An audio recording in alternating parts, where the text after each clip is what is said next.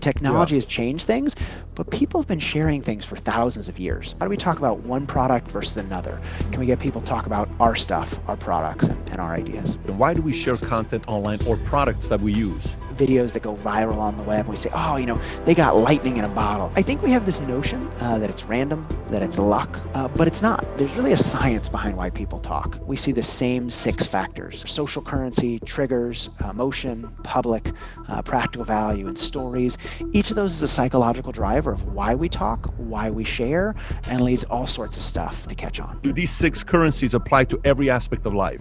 We've come across some of these ideas in some of our life, but rarely do we make the connection across different domains of life. Is the internet has changed something? The psychology doesn't necessarily change. There are lots of great products and services that we've never heard of. So how does one go about changing anyone's mind? Rather than pushing people, really thinking about change a different way and changing the strategy we use to change minds. Is it also applied to politics? Does it apply to religions? Why some religions do better than others? Obama ran on hope, inspiration. Trump ran on anger and anxiety. Both of them used high arousal emotions and use that to drive action. We don't have to be the best communicator to win. Good story is a powerful thing. My guest today is Jonah Berger, who's written multiple books, one called Contagious that I read in 2013 when it came out. I think I had our entire salespeople read it and write about it. Then he wrote a second book called The Invisible Influence, and his latest one that came out, you see it in the back of the screen where he's sitting at the catalyst, yellow, and we'll talk about that as well. Now, he is a professor at Wharton School of University of Pennsylvania, which is where our president went, and he got his degree at Stanford. And the major is in human judgment and decision-making in 2002, which is fascinating to get a degree in that because you can use that in every aspect of your life. We're going to talk about marketing, viral marketing, how you can be more influential, and hopefully he'll have some tips that you can implement right away to your life and to your business. Having said that, Jonah, thank you so much for being a guest on Valuetainment. Thanks so much for having me. So at what point did you say, I want to get a degree in human judgment? Like, how does that even take place? Originally I thought I would become an environmental engineer. I wanted to bridge sort of science and society. I went to college taking classes in that space, sort of thinking about, technology, hard sciences, research, experimentation, statistics. Came across the social sciences, fell in love with them, and have spent a career sort of applying the tools of hard science, experimentation, data analysis, statistics, to social science problems and to better understand human behavior. Now, it's pretty cool because that part, pretty much what a business person does is that your human judgment, decision-making. And I know you've advised a number of early stage startups. You've consulted for Google, Apple, Vanguard, General Mills, Gates Foundation, a number of different places, which is pretty impressive to have that kind of a background. But my question for you would be, your first book came out in 2013. From you leaving college to 2013, what did you do professionally? Yeah, so I've had some work experience, but I spent a good amount of time getting a PhD. So I also got a PhD in marketing, actually from the Stanford Graduate School of Business, and then started at Wharton in 2007. So had a first 6 years at Wharton doing research and other things before the first book came out. And, it changed my life, that book a little bit. I'm an academic at heart, love academic research, always have. But that book is out in, 35 languages, 500,000 copies around the world. And since then, I've gotten a chance to talk to all sorts of companies and organizations about marketing, about the challenges they're wrestling with, about getting products and services and ideas to catch on. I've learned a lot about different businesses and the way that business is done in today's day and age. And it's been great to share some of those learnings, both with students in the classroom as well as through the books. So from 2002 to 2013, I think it's fair to say a lot of things changed in marketing. In 2002, Facebook wasn't out, YouTube wasn't out. I think that's 2004, 2006. Not a lot was out yet in 2002. 2002 is still a MySpace Friendster era, I believe. Yes, it is. So from your involvement as you're going through this and you're learning, and I'm curious, as a college student going to get your PhD, how were professors adjusting their teaching of marketing, advertising with all these new social media platforms that are coming out? Yeah. So, first in college, I read a book that many people read around that time called The Tipping Point. And it's probably actually somewhere in the shelf behind me, right there. Still Yep. one of my favorite books. And that book really catalyzed my own journey. I said, wow, this is really interesting. It's not sociology, it's not psychology, it's a mix of all these different things, and really kind of encouraged me to start studying why things catch on. There was a guy at Stanford at the time named Chip Heath who wrote Made to Stick and Yep. Decisive and a number of other books. I started doing research with him actually on why people share urban legends. So why rumors and urban legends get shared. Let me tell you, no one's less fun to have at a party than someone who studies rumors and urban legends. Someone will say, "Oh, this thing happened to my cousin." I'm like, "No, no, it's not your cousin. It's a rumor that's been online forever." But it's really about the psychology of why we share things, less about sort of online versus off. Mm, Online does matter, and yeah. technology has changed things, but people have been sharing things for thousands of years, right? It's not like people waited for Facebook to share word of mouth. Even now, only about 10% of all word of mouth is online. Most of it's offline. And so, really what I've studied is why people share, not, online versus offline, or why they use Facebook versus Instagram versus MySpace, which no one uses anymore, but really more the sort of the psychological drivers of why we share. Why do we talk about one product versus another? Why do we talk about, one thing we did this weekend rather than something else? Whether online or off, what drives us to share, and how by understanding those drivers can we get people to talk about our stuff, our products, and our ideas. So why do we share? I mean, for the simplest question, why do we share content online or products that we use? Yeah, I think we have this notion that it's random, that it's luck, that it's chance. We look at videos that go viral on the web, and we say, "Oh, they got lightning in a bottle. They just must have gotten lucky." But it's not. There's really a science behind why people talk and why they share. We've looked at thousands of pieces of online content, tens of thousands of brands, millions of purchases across the United States and around the world. Again and again, we see the same 6 factors come up. In Contagious, I put those factors in a framework called the STEPS framework. It stands for social currency, triggers, emotion, public, practical value, and stories. Each of those is a psychological driver of why we talk, why we share, and leads all sorts of stuff to catch on. Can you mind unpacking each one of those for some people who maybe haven't read the book Contagious? Sure, yeah. And so I'm happy to go into depth one or two of them, but quick overview. Social currency, the better something makes us look, the more likely we are to share it. Right. So we share, I met a celebrity, I got promoted. We don't share, I got fired, and, something bad happened. We share stuff that makes us look good rather than stuff that makes us look bad. And so there, the intuition is, well, how can we make people look good by talking about us? As individuals, we think a lot about, well, how do we look? We think a lot less about how does that person look when they talk about us. And so making others look good. Triggers, top of mind, tip of tongue. Right? Just like peanut butter reminds us of jelly, a lot of what we talk about is based on what we're thinking about. And so triggers in the environment can remind us to think of things and cause us to talk about and share them. Hmm. Emotion, when we care, we share. We don't just share functional things, we share things that make us feel. And certain emotions increase sharing, and some actually decrease it. Public, easy to see, easy to imitate. I can see you wearing a nice sort of shirt. I can buy something similar because I saw you wear it, but I can't imitate your socks because it's a lot harder to see you wearing them. And so we imitate what we can see, not what we can't see. Practical values, useful information, news you can use, tips, tricks, ways to be better off. And then last but not least is stories, right? Often we don't just pass on information, we share information as part of a broader narrative. And so using something called Trojan horse stories to carry our ideas along for the ride. Jonah, how much of this applies to, is it evergreen to every industry, or is it specific to just business? Meaning, does this apply to years ago, we're not playing magic cards. All of a sudden, magic cards, every kid is playing. Or years ago, people weren't using, what was those, those Pokemon. stick, not Pokemon, what was those, Oh, the round things that you would hit them, that you and would the hit other them. ones would jump Yeah, up in yeah, the yeah. I air. don't know what that Yes, was. I But do all of a remember sudden, those. Yeah. everybody had them. You just kind of Yes. had to have one. And, is it also apply to politics? Does it apply to religions? Why some religions do better than others? How Yeah. much do these 6 currencies apply to every aspect of life? What's interesting is the internet has changed some things, right? It's allowed information to move faster and easier than ever before. But let's take the principle of social currency. We like looking good to others. We share things that make us look good rather than things that make us look bad. Yeah. Well, that didn't start because the internet started, right? I mean, think about a caveman, right? Cavemen would talk to one another being, don't eat that, it's poisonous, look at this thing I caught. We've been sharing things that make us look good forever.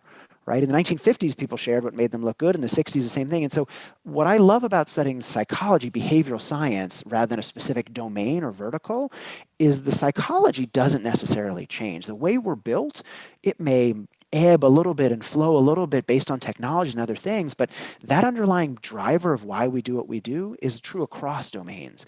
You mentioned some of the organizations I've worked with. I've certainly worked with big consumer packaged goods companies and technologies, but I've also worked with B2B companies. I've also worked with political campaigns. I've also worked with people that want to change their kids' behavior, the way the education system works. And so the principles are very much the same. How we apply the principles differ.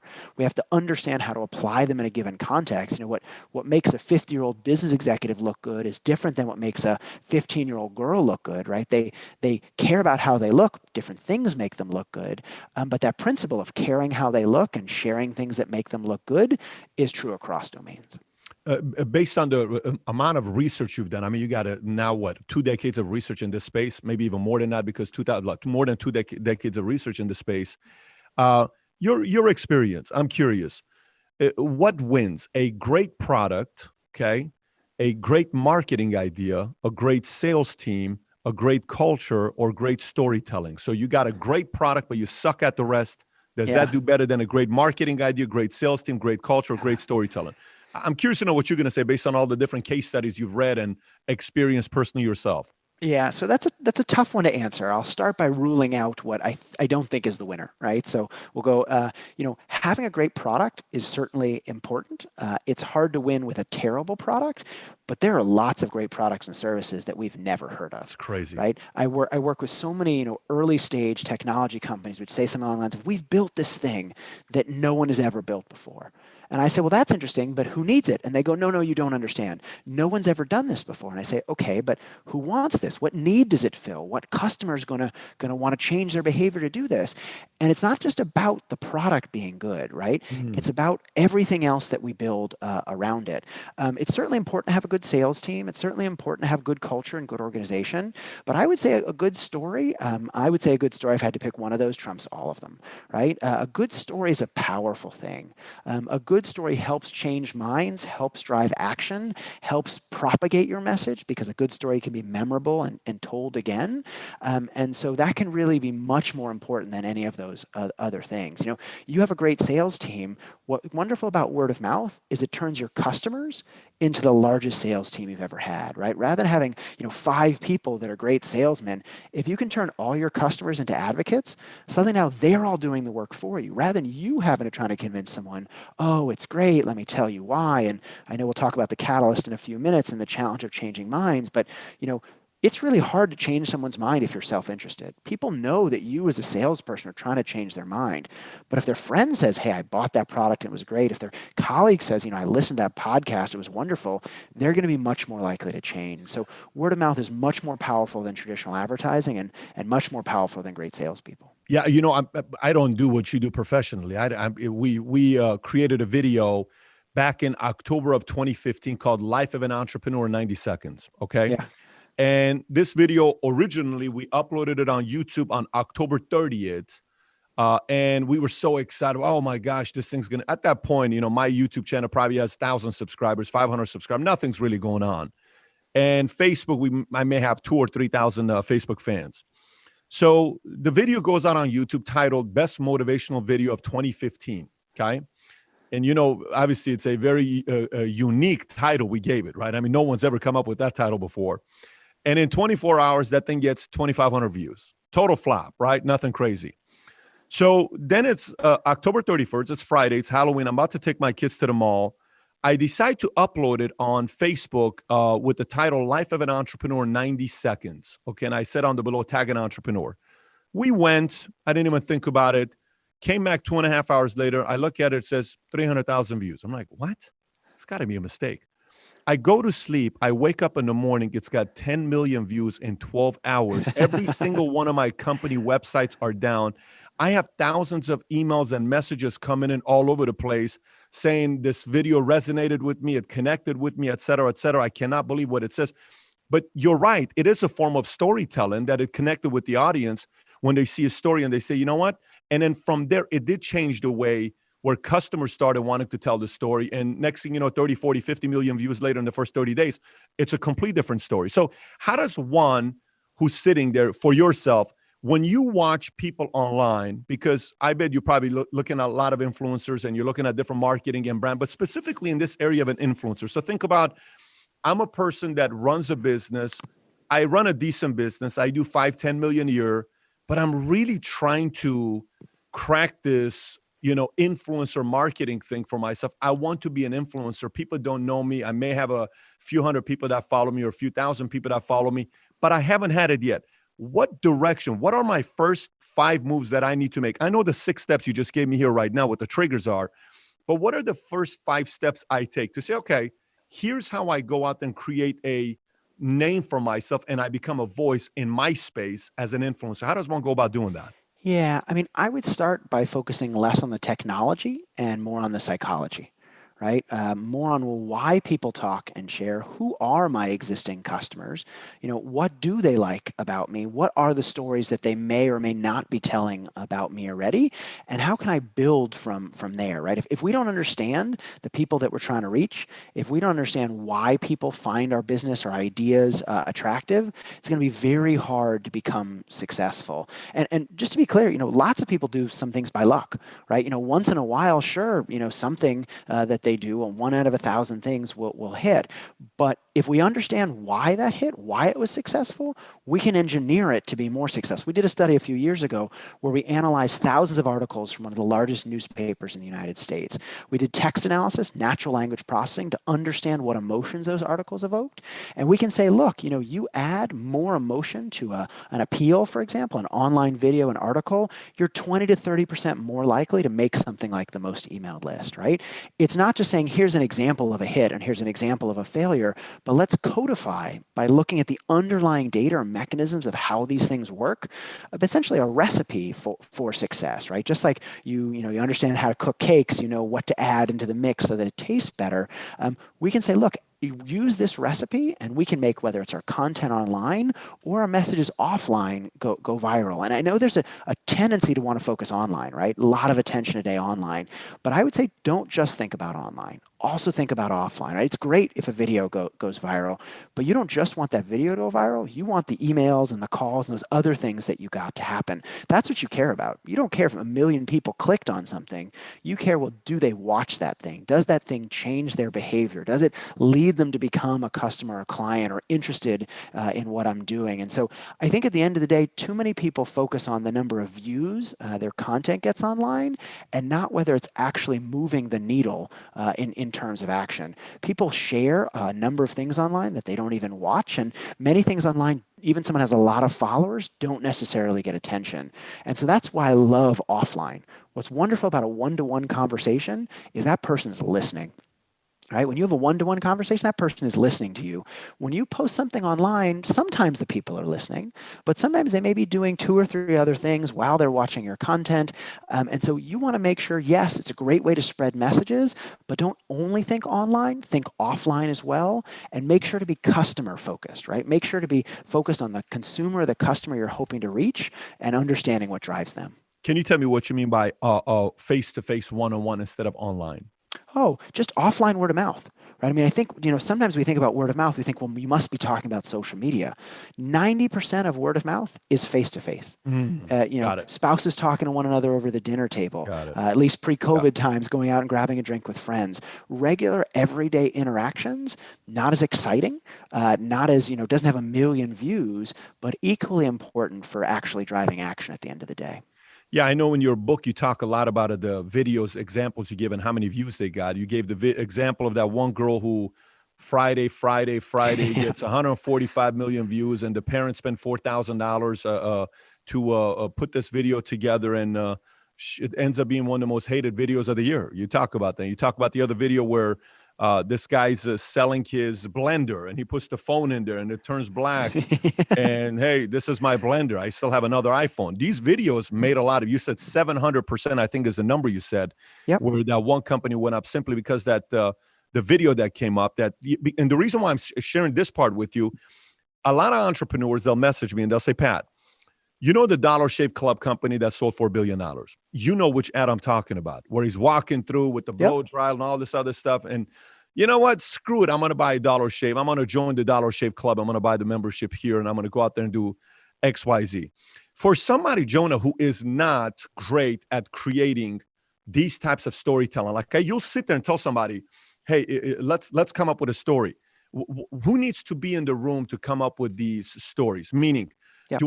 is your strategy like if somebody hires you, do you go in a room with 5 people and you ask a series of questions that leads to answers, and then eventually you say, well, if this is the motive you want, if this is a call to action you want, where do we want them to end up, and why should they buy this, and why are people liking this? What is the step-by-step process, and who's in the room that can help bring out these ideas, and what are some of the questions that's being asked? I know it's a pretty loaded question, 3 questions within one, but I'm curious to know the actual action steps of how someone can go about doing this. Yeah, and so it's tough to do this in 5 minutes, but I'll give you a sense of it. And this is the type of thing I do with all sorts of clients. But I think we start always by saying, well, imagine you could script a conversation between an existing customer and a potential customer. What would that person say? Right? Very often companies say, I want more word of mouth. I want people to talk about me. Rarely do they think about, well, actually, what am I hoping someone says? Right? And in particular, they're not going to talk about 10 different things. If they could talk about one thing about me, what would that thing be? I call that a kernel. Right? That's often what a story is built around. What is the kernel, the attribute, the value proposition, the differentiator? What would you want them to talk about? You have great service. For that blender, for example, that video shows how powerful the blender is. Doesn't talk about how much the blender costs. Doesn't talk about where you can find it. All it does, it shows one thing, how powerful it is, and it does it really well. And so before you can build a really good story, you have to think essentially, what's the moral that I want that story to tell? Think back to a story like The Boy Who Cried Wolf, right? That's a great story. It's a highly engaging story. At the end of that story, you learn that lying is a bad idea. That's the moral of that story. Now, if I'm a brand, I can say, well, let me tell a really engaging story. But if I pick the wrong story and it gets across the wrong moral, no one's learning what I want them to learn, right? If they remember the story, but they don't remember me, if they remember me, but they don't remember why they should work with me, it's not going to be a beneficial story.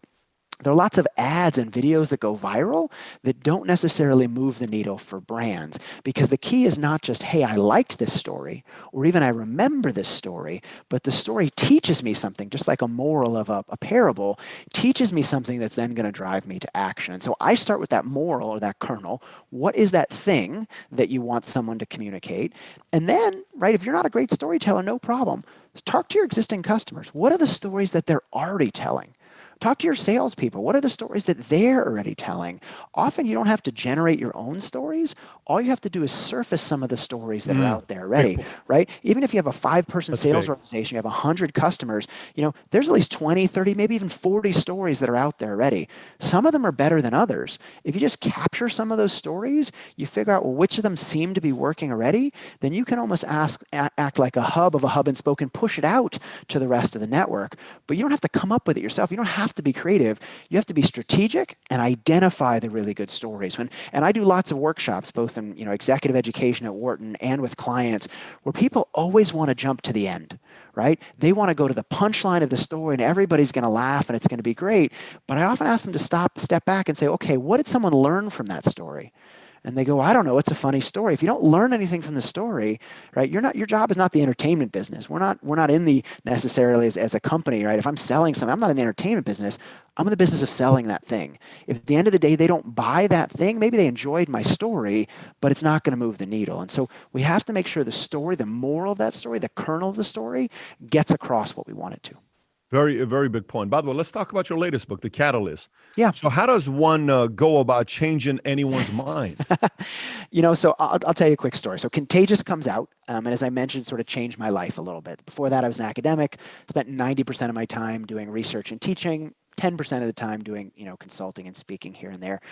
Contagious comes out. I thought it would do okay. It ends up doing much better than I ever imagined. So, 500,000 copies, 35 languages around the world. And suddenly, everyone from the Googles and the Facebooks and the Nikes to small startups are calling for help. And so I got to learn a lot about how business is done in today's day and age.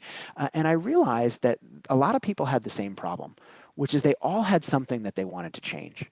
right? So salespeople wanted to change the client's mind, and marketers wanted to change consumer behavior. Leaders wanted to transform organizational culture, and employees wanted to change their boss's mind. Startups wanted to change industries, and nonprofits wanted to change the world. But change is really hard. Often we push and we pressure and we cajole, we give more reasons, we add more facts and figures. We think if I just make one more phone call, if I just make one more PowerPoint presentation, people will change. But often they don't, right? Often it's like nothing at all happened. And so the question I started asking myself is, could there be a better way? And I started doing some interviews. I started interviewing, great business leaders, startup founders, great salespeople. I started interviewing hostage negotiators and substance abuse counselors. I started interviewing parenting experts, anyone who was trying to change minds in one situation or another. And I started to realize that there was a very different approach out there. Rather than pushing people, really thinking about change a different way and changing the strategy we use to change minds. And so what did you find? So Oh, instead of yeah. pushing people, what was it? Yeah. So, think for a moment. Imagine you're in a room and there's a chair in the middle of the room and you want to move that chair. What do we often do? We push that chair, right? We push it in the right direction. We think it will go. And that works really well for physical objects. And so we think the same thing is true of people. If I push someone, they'll go in the right direction. The problem is when you push people, as we all know, anyone who has a 3-year-old or anyone who's tried to sell anything knows, they push back. Rather than just going along, sliding across the floor, they think about all the reasons why they don't want you to do, why they don't want to do what you're doing. And so rather than think about what could I get someone to change, what you find great catalysts do is they ask a slightly but importantly different question. Why hasn't that person changed already? What are the barriers or obstacles that are in their way that are preventing them from changing? And how can I mitigate those barriers? It's almost like if you've ever been parked on an incline, right? You get in your car, you turn your key in the ignition, you stick your foot on the gas. If the car doesn't go, you just think you need more gas. More pushing will get it to go. But we rarely go, oh, wait, there's that parking brake that's depressed, right? That's getting in the way. And so what the book is all about is, well, what are the 5 common parking brakes that come up again and again, those 5 common obstacles that get in the way, and how by mitigating those obstacles, removing those barriers, can we change anything? So what are those 5? Yeah, so similar to Contagious, I put them in a framework. The first is reactance. The second is endowment. The third is distance. The fourth is uncertainty. And the fifth is corroborating evidence. Together, they spell the word reduce, which is exactly what great catalysts do. They don't push harder. They don't provide more facts and more reasons and more information. Instead, they reduce the barriers to change. They identify those parking brakes or those obstacles, and they mitigate them. So react in what's the second one? Reactance, endowment, distance, uncertainty, and corroborating evidence. Corroborating evidence. So is it almost like you're gathering intel? Is that a form of gathering intel? Is that what you would say? A little bit. What I found is when you often ask people why a change didn't happen, they don't know. So you talk to a salesperson, you say, well, why didn't the customer or client buy something? I don't know. I gave my pitch. I gave them all the reasons why they should do something, and they didn't change. We're so focused on the outcome that we want to achieve, the thing we want to get to, we rarely stop to go, well, why hasn't that person changed? What's the barrier that's getting in their way? When we go to the doctor's office, imagine you went to the doctor's office, and the first thing they said was, let me put a cast on your leg. You go, wait a second, you don't even know what the problem is. We do the same thing all the time, right? Anytime we're trying to change someone, we focus on why they should change rather than starting by going, well, hold on, let me understand you well enough so I understand why you haven't changed already so I can figure out what those barriers are and mitigate them. Got it. So you mind taking a moment and breaking down these 5 things individually, even if it's 20 seconds a piece? Sure. Yeah. So I have a 3-year-old at home, so I'm very familiar with the idea of reactance. But the simple idea of reactance is when we push people, they push back. Right? When we tell someone what they should do, whether it's go to bed, eat your vegetables, buy this product, or wear a mask, whenever we tell people to do something, they often push back. They often don't want to do it. And so it's all about how we can give people their freedom and their autonomy back and encourage them to feel like they have choice. Endowment is the simple fact that we have the status quo bias. We're attached to whatever we're doing already. We buy the same products, use the same services, go to the same place for vacation, shop at the same grocery store. When we were driving to work, save the same drive to work every day. We do what we've done in the past because it's easier. And so we have to figure out how to get people to let go of what they're doing doing already. Make them realize that what they've been doing isn't as safe as we think. We think doing nothing is costless. Doing nothing is often actually very expensive. We need to make people realize that. Distance, simply, often when we ask for too much, people say, well, no way. Right? When you ask for something that's too far from where they are in the moment, they're unwilling to listen. And so we have to shrink the size of our asks and manage distance a little bit better. Uncertainty, anytime there's something new, there's uncertainty involved. There are switching costs. To buy a new product, to use a new service, it costs us something to do it. And even if the old thing isn't perfect, at least we know what the problems are. With new things, we don't know what the problems are. And that uncertainty, that fear of the unknown, often stems action. And so we have to alleviate uncertainty by lowering the barriers to change. And then last but not least is corroborating evidence. Simple idea there is, sometimes when one person tells us something, it's not enough to tip the scales. Sometimes we need multiple sources. We need more proof. If someone says that you have a tail, there's an old adage. If someone says you have a tail, you laugh. If 5 people say you have a tail, you turn around to take a look. Simple idea, right? Providing more proof from multiple others can often tip the scales to drive action. So essentially, as testimonials, as the last one.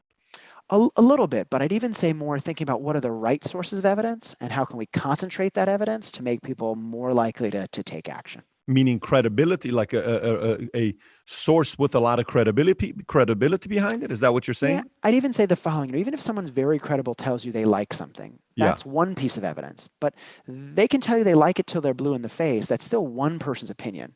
What you're still trying to do is go, okay, and I know you like it, and you may be a very credible source, but will I like it, right? What does the fact that you like it mean for me, right? There's a sort of a translation going on, a translation problem.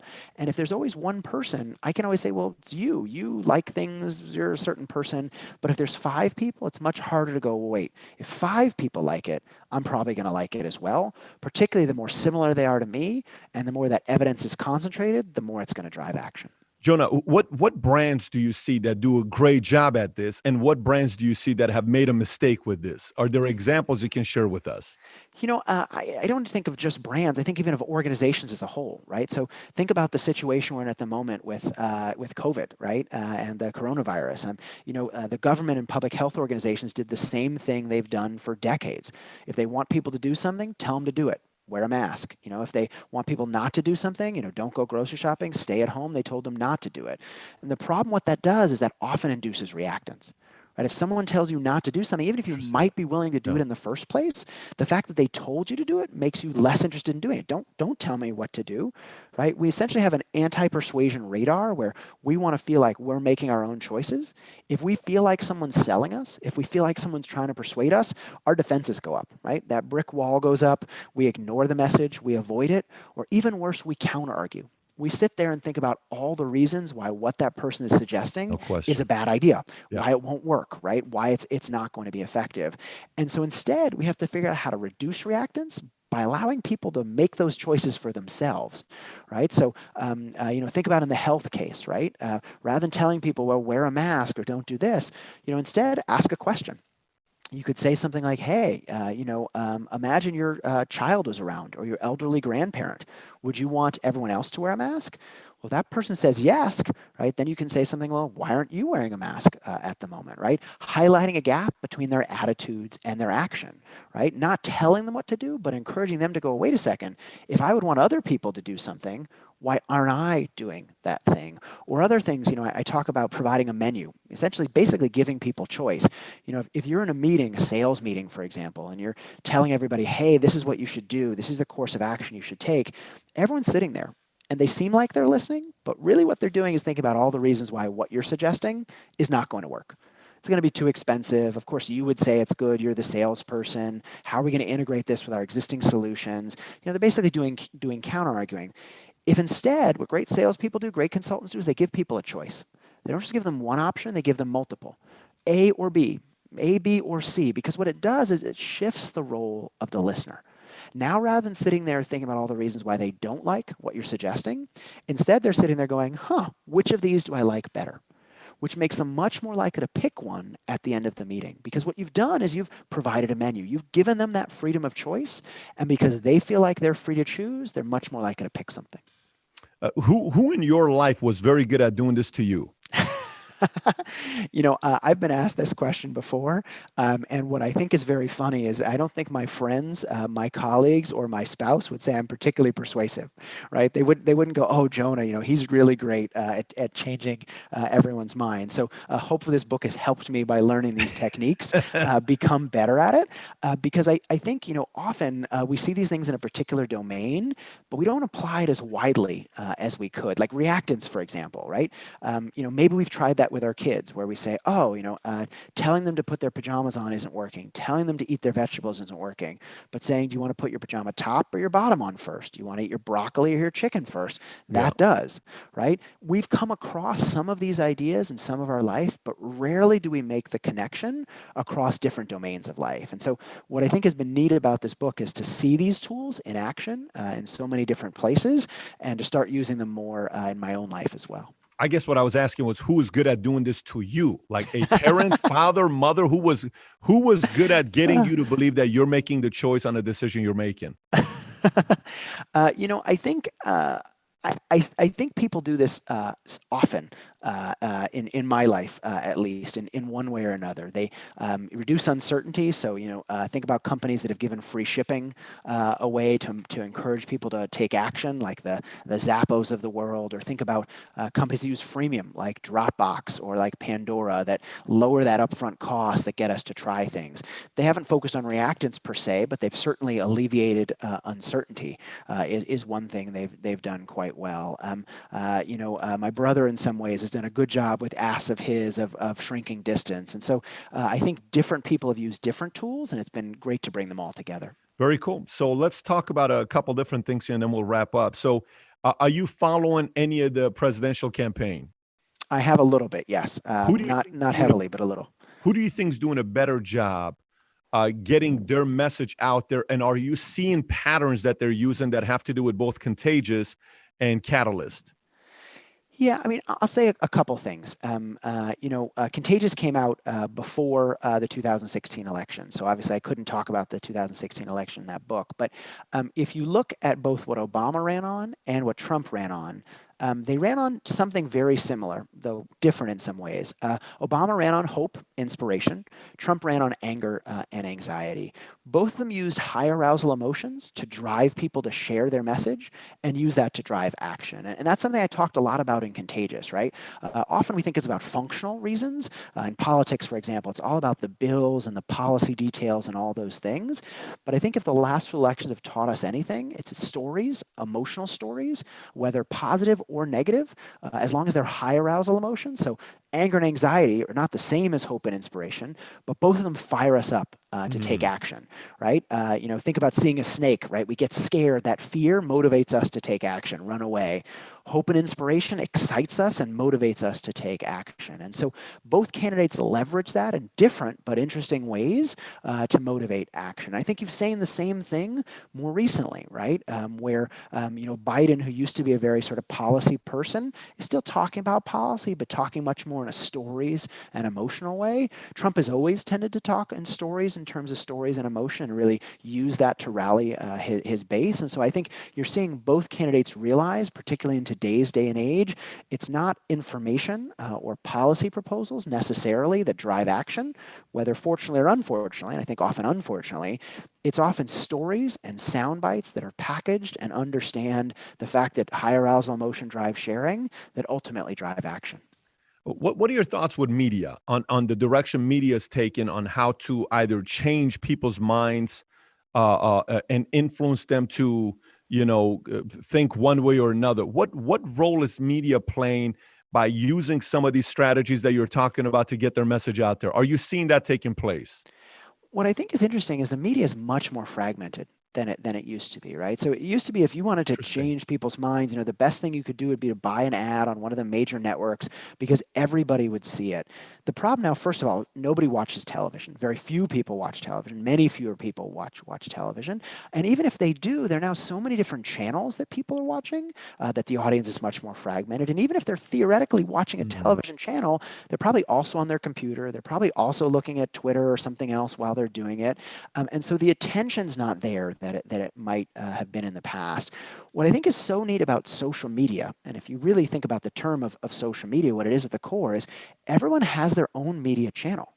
Right? Each of us has a set of followers who Yep. probably don't see everything that we post, but in some sense are tuning into to our channel. And so this fragmentation makes it a lot harder for one message to hit everyone at the same time. That said, sharing becomes even more important.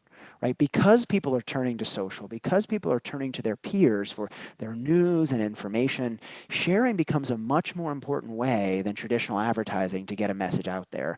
Not only is traditional advertising much more expensive than word of mouth, which is free, but it's much less persuasive. And so I think we have to understand how word of mouth works, and we have to understand how to change minds. Otherwise, it's really hard to get our ideas, get them out there. Goes back to you talking about the power of one-on-one and word of mouth marketing, which is, more important, because if you can win one-on-one, if you can win through word of mouth, you're going to potentially be able to compete with these guys that have the bigger budgets to advertise on TV and spend the tens of millions of dollars they're doing. It's almost like the great equalizer with what's going on today, if those that can learn on the one-on-one side. So here's another question for you. Going back to, I asked it from you earlier, and we kind of went through the process of both of your books. Now the audience kind of has an idea what was discussed in Contagious and what was discussed in the Catalyst. And my recommendation, if you're watching this, it's 1/100 of what he talks about in the book. So we're going to put the links below for you to buy. I'll be very transparent with you guys. I've not read the Catalyst, but I've read the Contagious. I don't know how many times. It's every marketer needs to read Contagious. And based on some of the other 5 markers, I need to go buy myself the latest book, which is the Catalyst. But, when you watch folks out there who are storytelling, okay, you'll see The Rock, who gets out there and a crisis is taking place, and he has a method of telling the story that resonates with an audience, okay? You see Ben Shapiro, different style. You see Candace Owens, different style. You see AOC, complete different style. You see a J-Lo, different style. You see these musicians, these artists, these politicians, these pundits that are going out there telling their stories. How do you see it where somebody else can say, I guess the question I'm trying to ask is, does somebody watch and say, I can't be like that person's style. It just doesn't fit my personality. I resonate with this person's style. What does one do to match to the other person's style? Because sometimes you see people are acting, like you said earlier, when you said, I think in one of the videos, you said how you saw one commercial where Joe Montana was wearing Skechers shoes, and you said, I just don't believe you. Is Joe Montana broke? Does he need to make money? Like, it just didn't make any sense. And I agree with you. When I saw that, I went to the state when I first time watched that commercial of Joe Montana. I said, I just don't see Joe as Skechers. It doesn't make any sense to me, right? Yeah. So you must owe somebody money, right? how does one align their personality and style to the messaging to be able to still make impact and change people's minds? Yeah, I think this builds on something you very nicely said before, which is, we don't have to be the best communicator to win. I think some of us think, I have to be really persuasive person. I have to be, very charismatic. I have to be all of those things. And to be a movie star, you probably do. To be an elected official, you probably do. To be a successful business person, you don't have to be those things, right?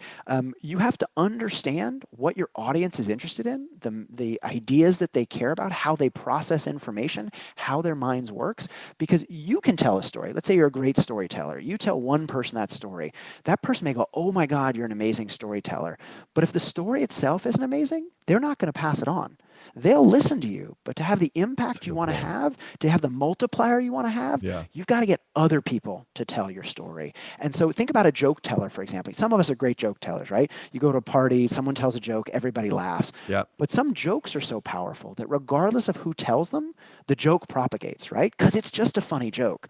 And so it's not the messenger, it's the message. And that's really, I think, one of the main things I would take away from the stuff that I've written and the work that I've done, right? Is not just being a great communicator. Sure, it's great if you're really persuasive and confident and charismatic.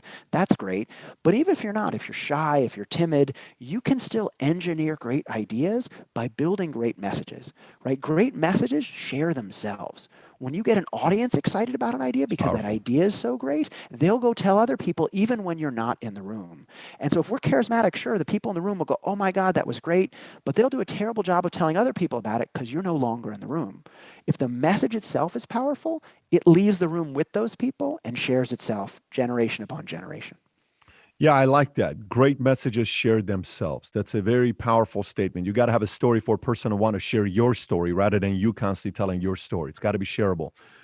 Final thoughts here before we wrap up. You know, pandemic is looking like it's coming to an end here. The cases are lower, deaths are lower. I'm in Texas. You know, restaurants are going back to 100%. A lot of them. People are still wearing masks who wear masks. But how much of an opportunity is there for a small business owner or an entrepreneur to use this as a way to tell a story, to get the customers to want to come back to them, or even get new customers to come and want to do business with them? Is there a big opportunity today with storytelling on regaining trust or gaining the trust of new customers? Certainly. I mean, I think, as we've discussed a bit, now is a time of huge uncertainty. People hate uncertainty. They want to do the same thing again and again. They've been forced to change in almost every area of their life. And while that's certainly difficult for people and has been quite difficult, it's also an opportunity. Because people have been forced to change, they're looking for new products and services and brands. If you read some of the articles, the trends in what people are buying have been amazing to see, right? People are buying home gym equipment, then they're buying teaching equipment for their kids. The next thing is supposed to be, I don't know, outdoor fire pits as it gets colder for winter. And so people are saying, I'm in an unusual situation. How do I deal with this situation? And they're looking to their peers and others to figure out what to do. But what that means is, look, if you're a smaller brand, if you're a smaller company or organization, people haven't used you in the past, now's a great opportunity to get some more traction. They're willing to open up to challenger brands and organizations they haven't worked with before because it's a time of uncertainty, but I think we can turn that uncertainty into opportunity, right? I've seen lots of organizations use this to say, hey, free trial, right? I know your life's tough at the moment, money's a little tough. Free trial is great because it's going to give people the experience to figure out whether they like what you're doing, and then they'll stick with you, right? And so I think great brands or great companies, great organizations are using this time not as one of uncertainty, but by turning that uncertainty to opportunity, by knowing what people need, understanding those needs, and working to meet them. I'm certain anybody that's in business, a C-suite executive, founder, entrepreneur, salesperson, took a lot away a lot from today's meeting with you. Jonah, I appreciate your time. Congrats on your success with your books and spending nearly 20 years going to school, studying everything that has to do with human behavior and marketing. I wish you nothing but the best, and I'm looking forward to reading many more books of you to come in the future. Awesome. Thanks so much for having me. I really appreciate it. Take care. Bye-bye. So first of all, if you've never read the book Contagious, I highly recommend it. We'll also put the link to both of his books below for you to go out there and order. But I'm curious to know how you took away from the message on what you can do to have your message become more contagious based on the strategies that he shared with you. Comment below. And if you've never watched a video I did a couple of years ago explaining the difference between marketing and sales, click over here to watch that video. And if you're not subscribed to the channel, please do so. Thanks for watching, everybody. Take care. Bye-bye.